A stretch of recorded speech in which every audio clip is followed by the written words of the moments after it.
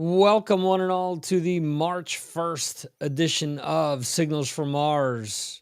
Joining me tonight is Mr. Jeremy Weltman, and we are both here to discuss new music that was released during the month of February 2024. Jeremy, how are you, sir? Yeah, doing well. Thanks, Victor. Just been watching Queen live in 1975 on the TV here in the UK, and that was quite interesting. But we're here to talk about new music. So, how are you? Doing good, doing good. Not watching Queen previous to this, was getting tomorrow's game ready and was watching what was I watching?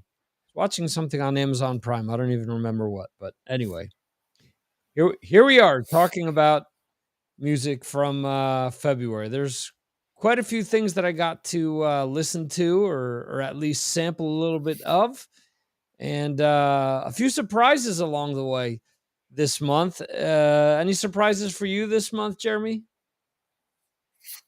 Yeah, there were one or two. I think we'll come to them a little bit later, probably in the last week. Maybe an album that I thought was much better than I was expecting, and probably another one that was a little bit worse than I was expecting. But there you go. Okay, cool.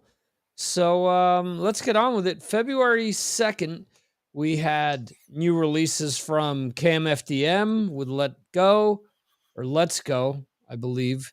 Um, Marath with Karma, Being as an Ocean with Death Can Wait, Enterprise Earth with Death and Anthology, Barrett, Barrett, oh, wow, Baratro, okay. Big Science Nowhere, Meth, Slope with Freak Dreams, Transit Method with Other Void, and the Death Tones with Universal Monsters. EPs from Level, Persephone, and Mean Streak, and a live album from Artillery. Jeremy, what are some of the things that stood out to you this week on February 2nd, and what is your pick for the week? Yeah, well, I started off actually listening to that Baratro tried to pronounce just then. It's apparently it's an Italian three-piece. I didn't know much about them myself either, because it's their debut album, The Sweet Smell of Unrest. Really nice album cover, I thought, to this one, and what you get is a sort of very sort of brooding, rather unforgiving death metal sound. This one. Uh, but there were some good touches, very listenable. The song Grotesque, I quite like that one. Kind of an easy listen, and certainly wasn't the one I pick as my album of the week. I moved on to Big Scenic Nowhere with The Way Down, which is their third album. There was quite a bit of contrast on here. It was a 7-song, 39 minutes collection of sort of psychedelic stoner music. It isn't my favorite style of music, if I'm really honest. But after playing it a couple of times, I did sort of get my teeth into it a bit, and I appreciated it, particularly the song BTOH. I'm not sure what that actually stands for. And of course, there was one classy song on there, Sarah Smile, which is the Hall & Oates cover, which did sort of fit rather uneasily on the album. And I do sort of appreciate it if you view that song as rather nauseous, but there you go. But my pick of the week this week was a bit of a surprise. It's a rather sort of gothic influenced 7-song album that in reality is sort of little more than an EP. It's called Universal Monsters by the Death Tones.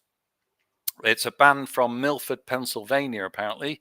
And look, it was a very lean week. So, we've got to bear that in mind. But it did remind me a little bit of Sisters of Mercy and other sort of goth style rock bands, which, I kind of liked back in the day in the 80s. And each of the songs was about a sort of ghoulish fictional character like Dracula and the Invisible Man and Frankenstein and that sort of thing. So it was different, it was fun, and that's what matters really sometimes. So that was really my pick of the week. Excellent. I know where Milford, Pennsylvania is actually. It's actually very close to where Ace Frehley is currently living. with his girlfriend. All right. Yeah, it's right over the border from New Jersey into Pennsylvania. Um, cool. So I do want to send a quick shout out to Edgar Winterson, who's joining us in the chat. Brad Dahl, Sean Richmond, and excellent. Glad to have all you guys here tonight. So for me, I listened to a lot of different things. I listened to a little bit of that Deftones album that you mentioned. I listened to the entire KMFDM Let's Go album, the Marath Karma album, the Transit Method uh, Overvoid. I was listening to that and liked aspects of it, and thought, this possibly has elements that Jeremy would say, they're a pub band. But yeah, I really enjoyed the KMFDM. I really like that one. The Marath, for some reason, they don't have the entire album up on Apple Music. Not sure if that's because they want you to buy the album, what I heard I enjoyed. But the album that stood out to me was Freak Dreams by Slope, a band that I've never heard of before. And essentially, I mean, they're crossover thrash metal with a funk element to it. Think of Robert Trujillo era Suicidal Tendencies with Fishbone, or something like Mordred, or even elements of Faith No More. Really enjoyed it. Really a mix of thrash and funk and a few other things mixed in there, and really throw back to stuff that I really listened to a lot during the 90s. So I really enjoyed this album. I'm going to look for a video to post on Patreon by the band. So there you go. And oh yeah, did I just mention Patreon? Let's see here. I should be ready for this stuff. If you are not on Patreon, you can join us for as little as $2 a month. And you have a great troll-free environment. You have Jeremy, who's joining me tonight. You have Brad Dahl. You have Sean Richmond. And you have a bunch of other people that have joined us over the last few weeks, from Johan to Ed to Metal Dan. Anthony Mackie has been on the show recently as well. And speaking of Patreon and have my patrons on, I do want to formally announce, which I will be posting this, that we will be discussing 1987 during the month of March. The 1987 special will be on the 15th of March, the Ides of March. Could play some Iron Maiden on that day. Could say Et tu Brute as well. But anyway, so yeah, if you want to vote on your favorite albums of 1987, just send your top 10 albums to Signals from Mars at signalsfrommars.com. So look at that. Brad is saying Johan is worth $5 a month alone. Wow. All right, so let's move on. By the way, you can pick up some great merch as well. Don't forget the merch. Let's talk about the merch in the next break. Okay.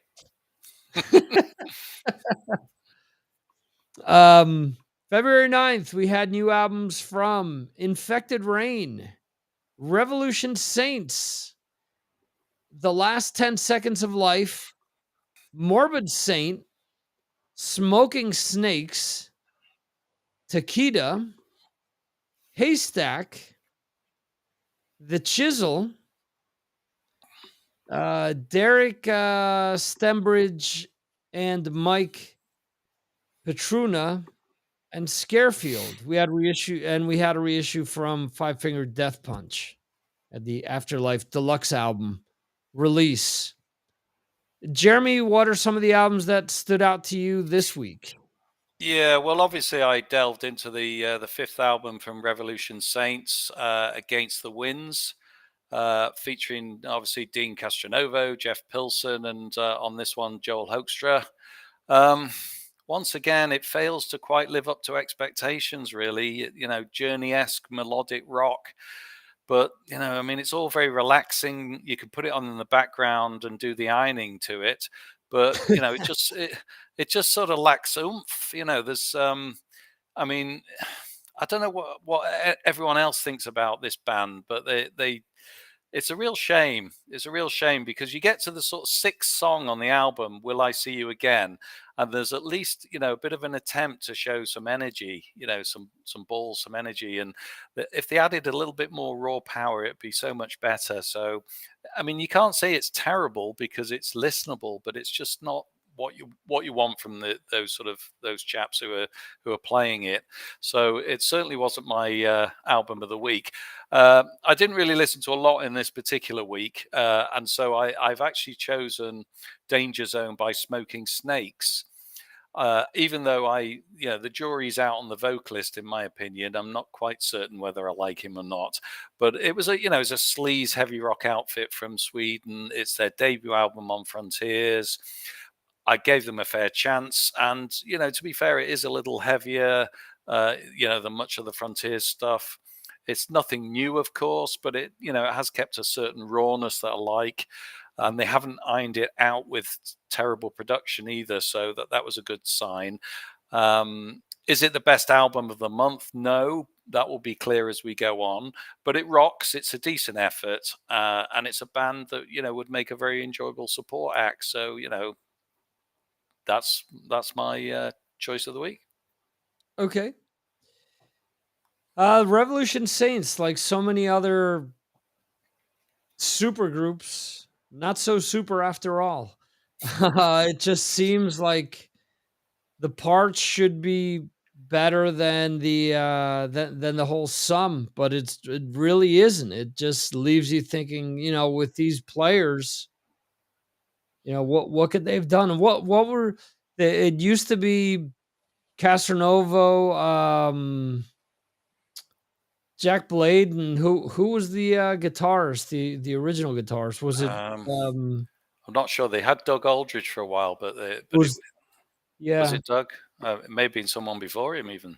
No, I think it's him. Let's see. Okay,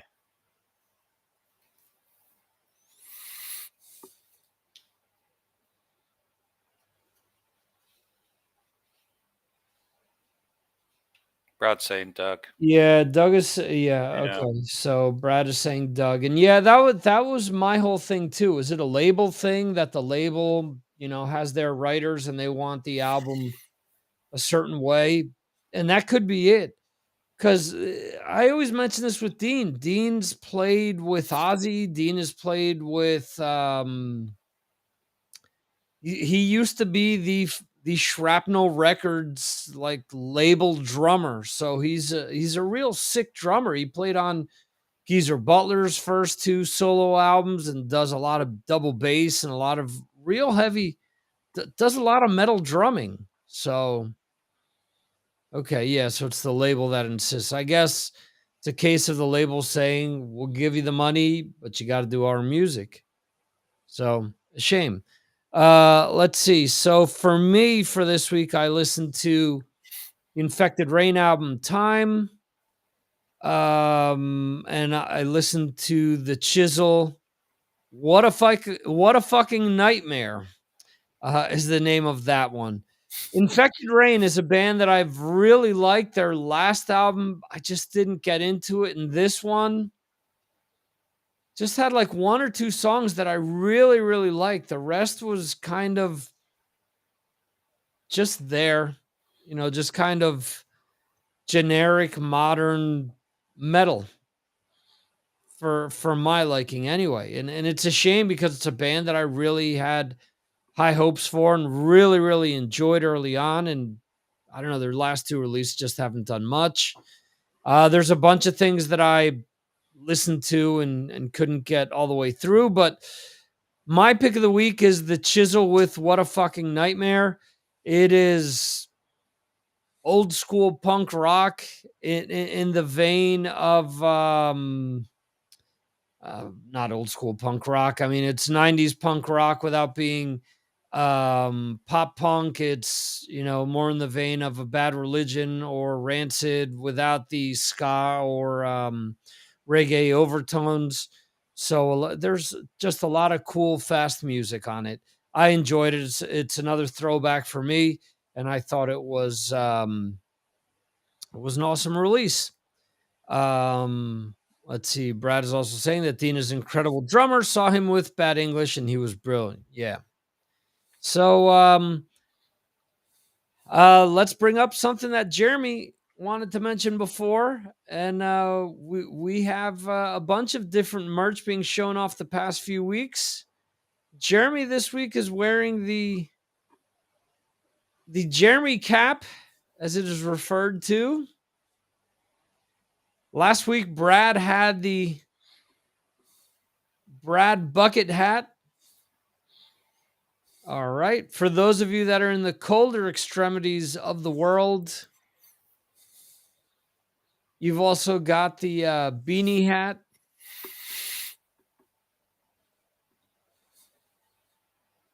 Jeremy is also styling the Signals from Mars hoodie. I've got the hoodie. I've got the t-shirt as well. There's also a windbreaker jacket and a bomber jacket. You can scan any one of these QR codes and go directly to the store, or you can go to Signals from Mars /merch and find it, or just go to Signals from Mars and all the way to the top right hand side of any page on the site, you will find the merch. The hoodie's so good, by the way, that it actually comes with a free hood. Look at that. There you go. Yeah. And Sean says he's going to get one. There you go. You got to get one because it's really warm, Sean, especially in the UK winter. I'm really warm in it now. It's nicely lined. It's great. It's awesome. Brad is wearing the hat now, the Brad hat now. It is fire, is what he is saying. There you go. And for that, Brad, I give you this. Oh yeah! All right. Moving things along. This for me is the week that surprised me the most. February 16th, we had Ishan releasing his self-titled album. We have Crazy Licks with 2 Shots at Glory. It is a re-record album. Honeymoon Suite, Alive. James Durbin with Screaming Steel, excuse me. Steve Hackett with The Circus and the Nightmare. Illumishade with Another Side of You. Electra Storm, Power Lords, Profiler, A Digital Nowhere, Bokassa with All Out of Dreams, Dark Space, which I think is a reissue. I'm going to move that to the reissues. Live on the Air, because I saw that the album originally came out in 2006.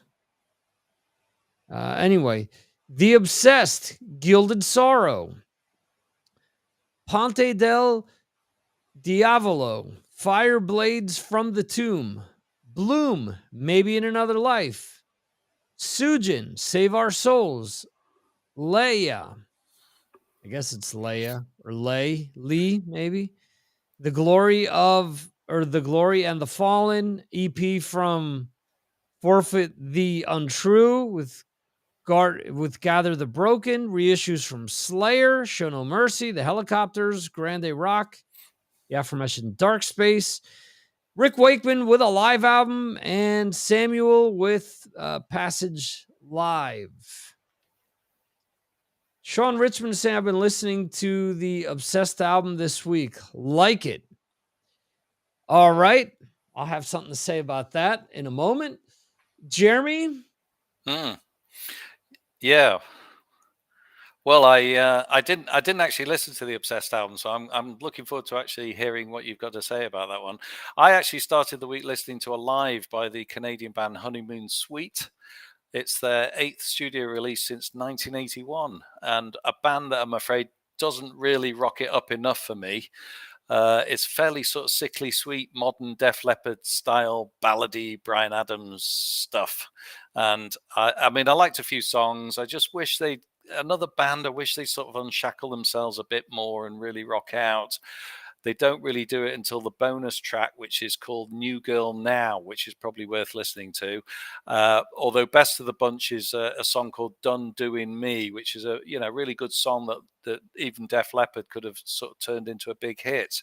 So again, it's that old adage, there's always a couple of songs on a bad album to listen to and maybe sort of put on your playlist. I then moved on to Screaming Steel by the American Idol winner Durbin, which was a little bit better. It was at least metal, but it just wasn't particularly convincing for me. I thought the vocals were, dare I say it, a little dire on a number of tracks. They weren't very well mixed either, and together, and it sort of gave the impression the band wasn't in the same room, which it probably wasn't, because I know a lot of bands are dialing everything in these days. I did though like the galloping sort of song nature of Hallows. There was a song called Hallows there, which is good, and I liked the down-tuned song The Worshipper 1897. I thought that was okay. So, I just think the band would succeed a little bit more if they just went a little bit heavier and broodier and darker and, went into that area a little bit more. There wasn't really much of a leap with Power Lords, the debut album by Electra Storm. I listened all the way through. I mean, it's young female fronted power metal that sort of lacks any real passion. It's sort of 4 songs in, I'd say it was even generic power shit, if I'm honest. Everything sort of played as fast as possible with no feeling.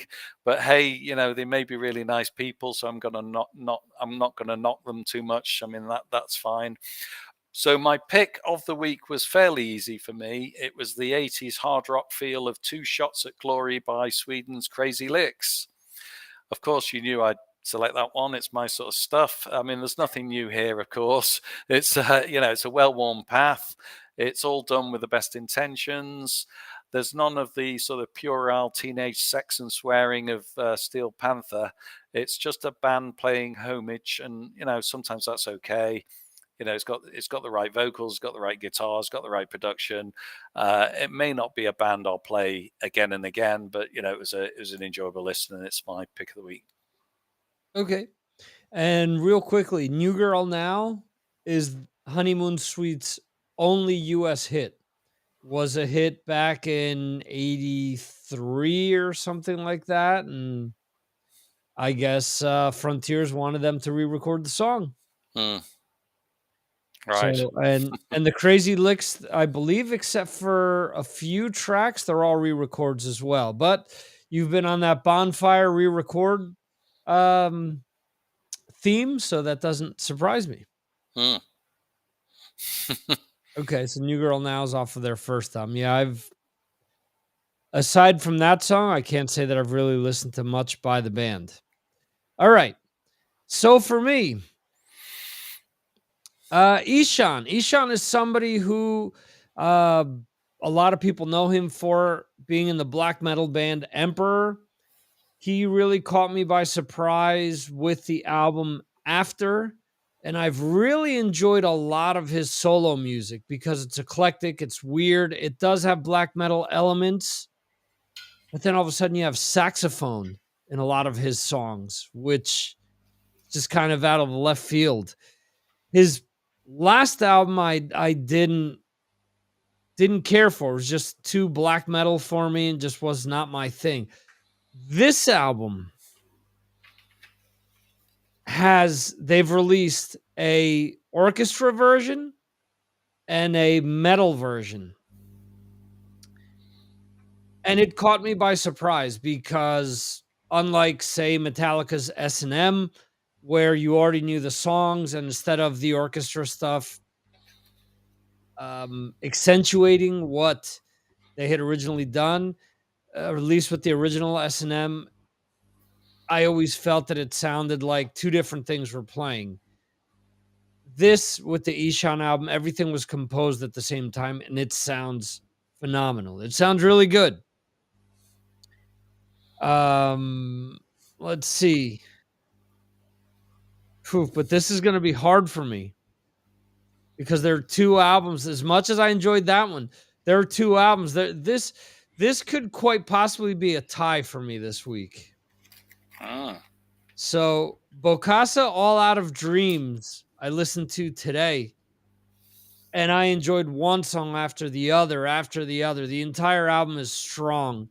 It's a mix of Prong, Propane, Madball, Sick of It All, a lot of different hardcore New York bands with some of the heavier edge stuff that maybe Prong brought out of that scene as well.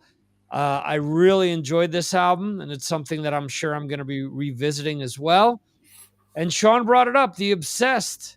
I was thinking that it was just going to be okay, wino with just another released by the Obsessed or Saint Vitus or whatever project he's releasing this time, because I didn't really care for the last album by them. Seems to be a common theme this time around. But I listened to this and I was like, wow, this is good. This is really good, to the point where it's not just stoner metal. Yeah, there's a lot of stoner elements there, but there's some songs that are just full blown heavy metal at times. It sounds really cool. It's a really cool mix. I really think that they've outdone themselves, and I really think it is worth a listen. So, tie for me, Bokassa and The Obsessed. I think that's maybe a first for us. All right, so the 23rd, and I will say this, I've gone back and I've listened to almost everything that we've mentioned this week. Outside of the albums um that Jeremy has mentioned, I wanted to try to cover some of the other stuff, also to see if there are things that really stood out to me that maybe Jeremy hadn't listened to. I mean, if there are things here that I would recommend to Jeremy, maybe the Transit Method album, I think might be something that you would like. Mm. Morbid Saint and Scarefield is probably something that our own Ed the Shred Ferguson would like. Trying to see what else. Yeah, that's about it. For this last week, we kind of overlapped, but only because I haven't had a chance to listen to a lot of this stuff. And my intention is to listen to a lot of the things that came out on the 23rd that I didn't get a chance to listen to. When you connected, you got a sample of me listening to the Stygian Crown album. But all right, so Mm. the 23rd was 10,000 Volts by Ace Frehley, Mick Mars, The Other Side of Mars, Job for a Cowboy, Moon Healer, Dustbolt, Sound and Fury, Lionheart, Stygian Crown, which I just mentioned, Monkey 3, Amaranth, Austrian Death Machine, Borknagar, Darkest Hour, Ectomorph, Hand of Calicatch, North Sea Echoes, Pat, Shoreline, He Was God, and Drifting in Silence, with Motorhead releasing the Lost Tapes Volume 1 through 5 also. Jeremy, your thoughts on February 23rd? February the 23rd was an amazing week. I mean, I'm going to be like Michael Schenker now and talk for 2 hours without breaking for breath. I'll try and keep it brief. I mean, the reason why we crossed over, of course, is because a lot of the famous names were releasing albums in this week, and so Yeah. it's obvious that we'd listen to the same sort of stuff. And I did kick off with the Ace Frehley album, 10,000 Volts. I mean, I've seen Ace live. He's a very enjoyable mid-festival act. and I enjoyed him when I saw him live. I'm not the best person to review this though, because I'm not the massive fan of his music. Sure, I enjoyed the title track. I can't repeat an out statement. Oops. uh, I enjoyed Walking on the Moon. There was some pretty good stuff on here, but I thought overall it was a little bit one paced. It was a little bit stodgy. I'm sorry to down it a little bit. I thought Cherry Medicine picked things up a little bit, and I liked Blinded. I thought that was a decent song. I just don't like Ace's voice. I'm sorry, he's not for me. I felt that many of the songs could be improved with Paul Stanley singing on them, because obviously he's one element of Kiss that is now defunct, and even Gene chipping in as well. So I thought it wasn't bad. It's not a bad album, but I just don't think it's good enough, and it certainly wasn't good enough for me to pick as the album of the week. So I moved on to the debut solo album from Mick Mars, which I was really looking forward to for a long time. I think we all were. He obviously missed a trick there. He didn't call it Signals from Mars. He called it The Other Side of Mars. Why he did that, we on this show we have no idea. But there you go. Also, a slightly strange decision. He used two vocalists as well. He only gave one of them two songs, which was a bit strange. But aside from that, I thought it was fairly refreshing to hear his music, that's different from his Motley Crue days. I've heard a few people on the internet sort of slag it off a little bit, but I thought it was, I thought there were some good songs that you'd go back to. So, it was a good listen. I really, really like the concept album, The Grace of a Dragonfly by Lionheart. I thought this was the best album they've released in probably in their entire career. As you know, they're a sort of a mini, what's the word I'm looking for? Where you get all the members of a band, other bands together. Sort of a mini supergroup. Yeah, a mini supergroup. And I actually remember buying their debut album back in the day and not really listening to anything much since. But this is really good melodic rock. It's great vocals, great production. I thought they'd written some really good songs. They bend the war theme a little bit, because this is a sort of concept album about the Second World War. I mean, they even introduced a song about the FA Cup final, which wasn't going during the war. They had a song about the Bermuda Triangle. But anyway, it doesn't really spoil it. Really, really worth a listen. There's good 4 or 5 songs on there that are really, truly excellent songs. I could have picked Mick Mars. I could have picked Lionheart as my album of the week. I could have picked Blaze Bayley, which I've only just listened to. I liked quite a bit of that, actually. It was quite a nice, pleasant surprise, but I need to go back to it because I've only just heard it tonight. And so, it's a one-off listen. I really like the song Rage on that album, so that's worth listening to. But I actually picked Sound and Fury by Dust Bolt. This is a band that have really morphed from a sort of what I call a traditional teenagers thrash band, complete with the cartoon album covers, into a very modern, grown-up sort of down-tuned band. They're sort of now adopting, a more sort of grunge, hardcore, punky elements. And they're even sort of rocking it out in white on the cover as well. So they've really changed their image a lot. And I think it was a successful move as much as it was a brave one. I know others might disagree because they probably liked what they released before. I thought it could have gone really horribly wrong, but it didn't. And, I thought there's some really good tracks on there, like Eyewitness and New Flame. And it was an album that I really went back to, turned it up, and really enjoyed a lot of the songs on it. So for me, it's Dust Bolt. Okay.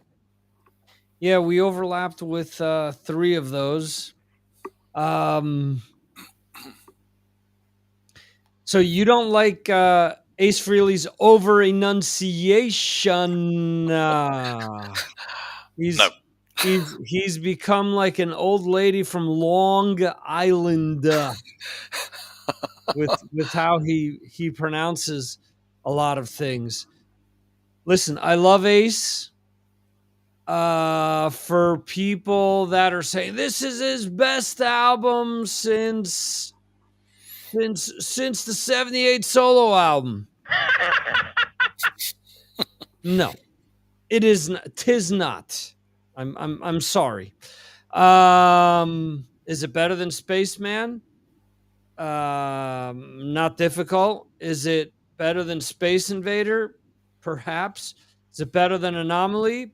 Don't think so.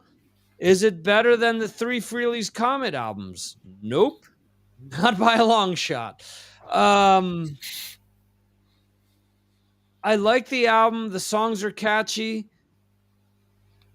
I get it. He's in love with his new girlfriend. I get it. He digs out an old demo that that he records properly for the first time. Song's 40 years old.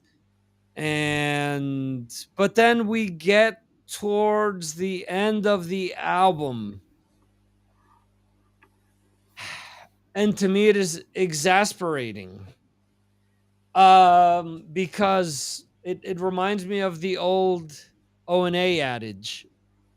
Don't come to us for serious news. Don't go to CNN for dick jokes. I don't want to hear Ace Frehley talking about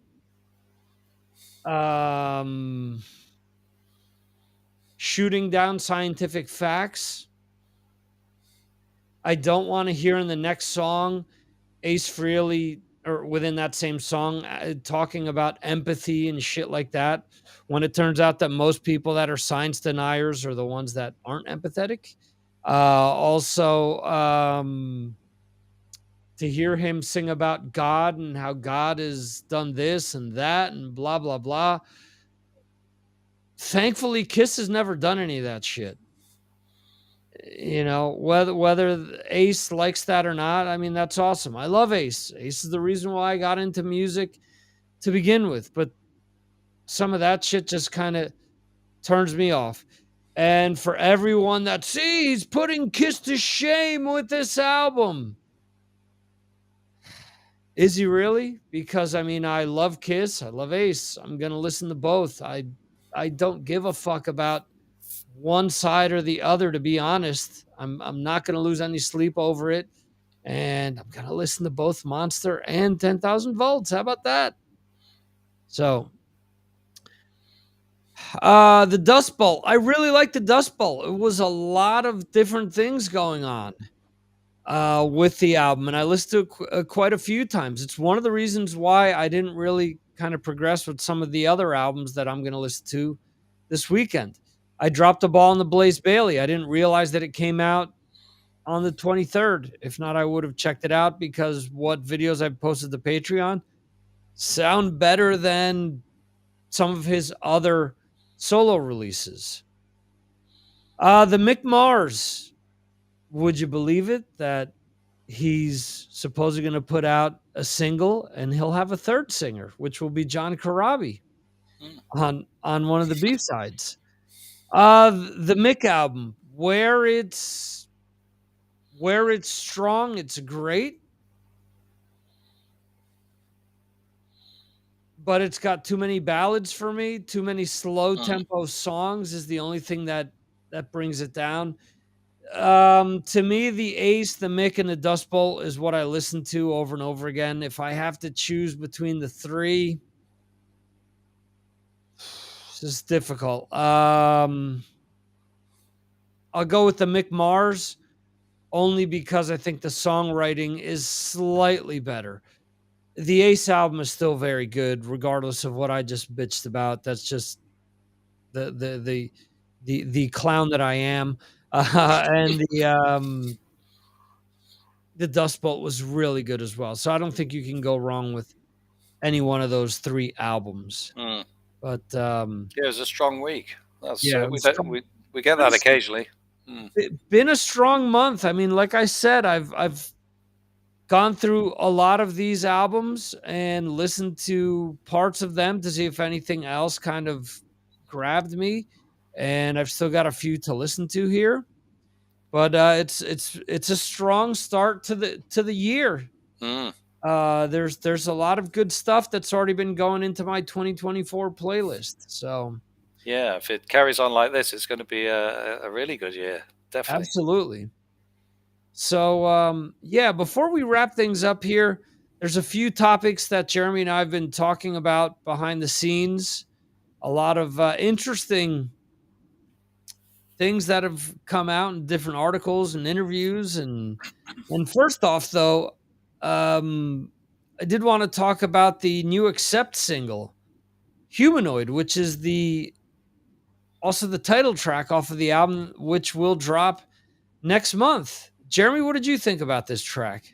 Mm. I thought it was very standard Accept stuff. I thought it was there was nothing wrong with it. I just thought it was. I feel that the last few albums have been a little bit samey, looking for topics to cover, and nothing really jumps out at me. It's the same old, same old. I mean, they play great riffs. They rock it out. I played it 3 or 4 times, and yet nothing really got me inside. It was something that I couldn't. I wasn't shouting from the rooftops. Put it that way. What about you? Yeah, I thought it was it comes back to something that we discussed a few months ago when we talked about last year's albums, when we talked about Primal Fear. At this point in time, who's really Accept, who's Primal Fear, who's Judas Priest, there seems to be like a fine line between who's what at this point. And the one thing that kind of stood out to me on this track on Humanoid was the soloing on it. I thought that was kind of cool, but I have to agree with the rest. The rest is just kind of paint by numbers Accept right now. It's kind of what Peter Baltz has mentioned in the recent interviews, saying, "Hey, it just seems like we're re-recording the same songs over and over again with just slightly different lyrics." So that kind of Mm, falls in line with mhm. what you're mentioning. Yeah, I prefer the Undertaker. By the way, I thought off the previous album, I thought that was a Right. really good song. Clever, and yeah, this one's average. Yeah, I think that when they're good, they're great. But Mm, unfortunately, it's what you mentioned. There's just too much samey material going on with the band. So, um, all right. Jeff Tate also recently discussed the fact that he's singing songs in a different key, and the band is down tuning to kind of accommodate it. Um, it's interesting that he's come out and said that, kind of no bones about it, saying, "Hey, this is where I am now." And let's be honest, a lot of that old Queensryche is pretty challenging material. So it really mm, doesn't surprise me that this is the case. yeah, I mean, Todd gets up there, doesn't he? I mean, he says that he actually reaches the highs on, and that's how he got into the band in the first place. But you gotta think that Jeff's a certain age. I mean, as everyone ages, their voice changes. I Yeah. mean, there are very few singers out there their voice doesn't change. And do you really notice? When you go to a show, do you actually notice that it's in a slightly different key? Sometimes you do. Sometimes you're in the moment and you're singing along to the songs that you love, and you forget about it. I mean, I remember Europe saying for a long time that they've played the final countdown at a much slower pace than is on the actual album. Because they can't play it at the speed it's on, and I think they have it in a different key as well. But if it works for them, it's fine. Right. What could we expect? They're all aging. Yeah. Yeah, absolutely. There are times where it, to me, sounds pretty cool in the sense that it kind of makes some of the songs sound heavier. So, Edgar's demanding his money back. Edgar says, "I always notice, and I go straight to the ticket office and demand my money back. How dare they do that to him?" Yeah, there you go. His question previous to this mention, Jeremy, he says, "I wonder if Jeremy remembers Stacker Humanoid single from 1989." Do you know, I don't. Maybe I should, but it doesn't ring a bell. No, no. Okay. And the last topic that we have here is KK Downing talking about the fact that Jugulator and Demolition are not available on streaming services. And yeah, okay. So they're not Halford albums. I get that. But similar to what we talked about last week with the AC/DC reissues, why are they only reissuing 9 out of whatever 15 albums or 17 albums? This is kind of the same. Why exclude those two? Because Rob wasn't in the band. Let's not forget that Rob's the guy that left the band. Edgar says that he has Jugulator. I have Demolition on CD still, so I have no problem myself. But yeah, this is the question that I asked you, Jeremy. Chances that KK decides to re-record both of these albums as a result. Mm. Well, I guess that we've got to be clear as to whether KK can do that on his own.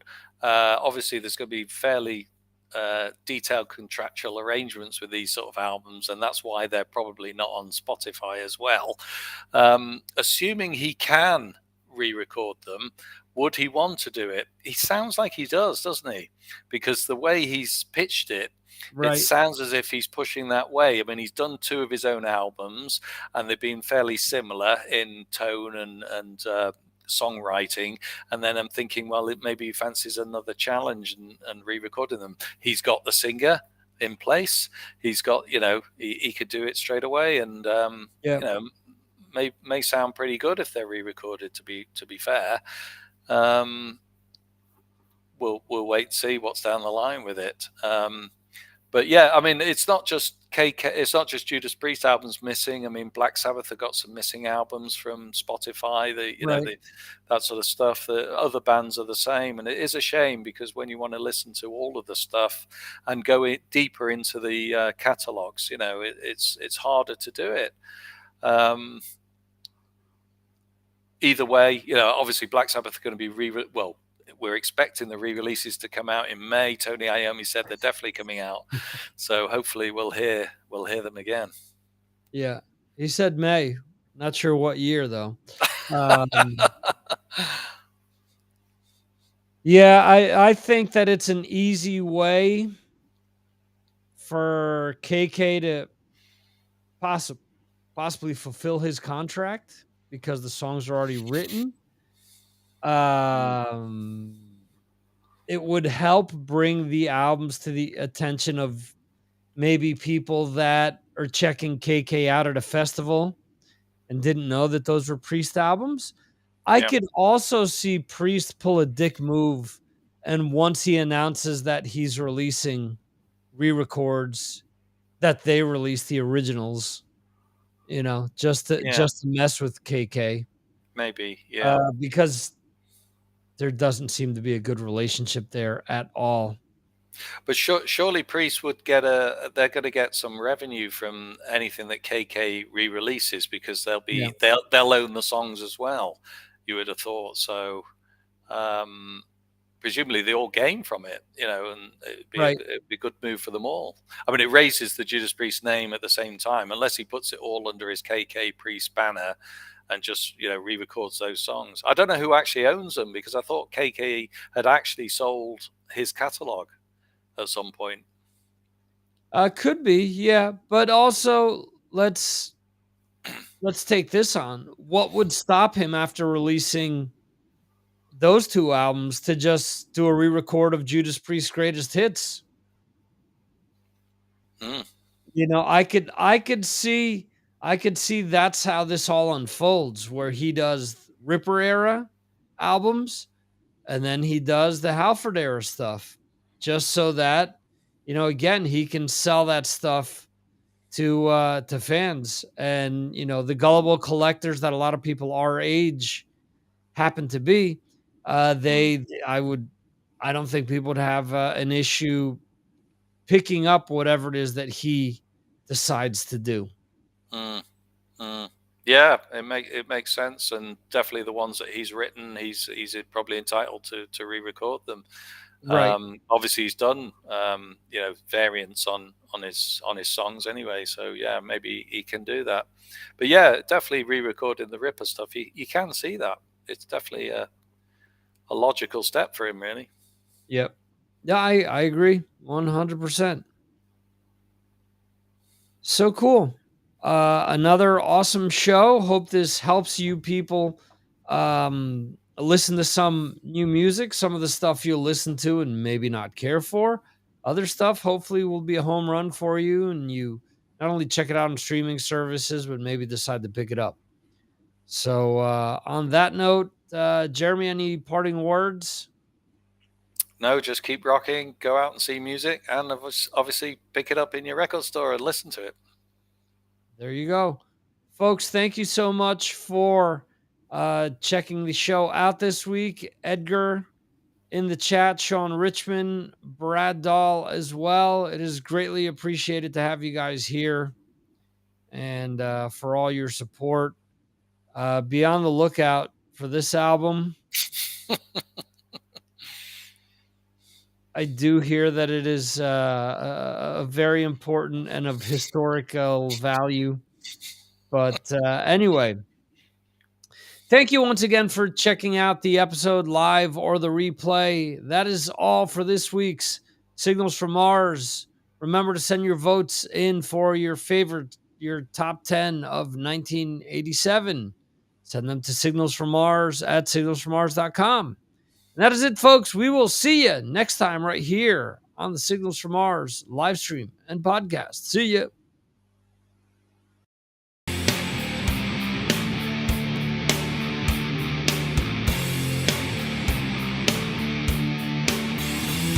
Thank you for watching the Signals from Mars live stream. You can watch the show live on YouTube, Facebook, Twitter, and Twitch, or check out replays on YouTube. Go to signalsfrommars.com for more information. This concludes our show.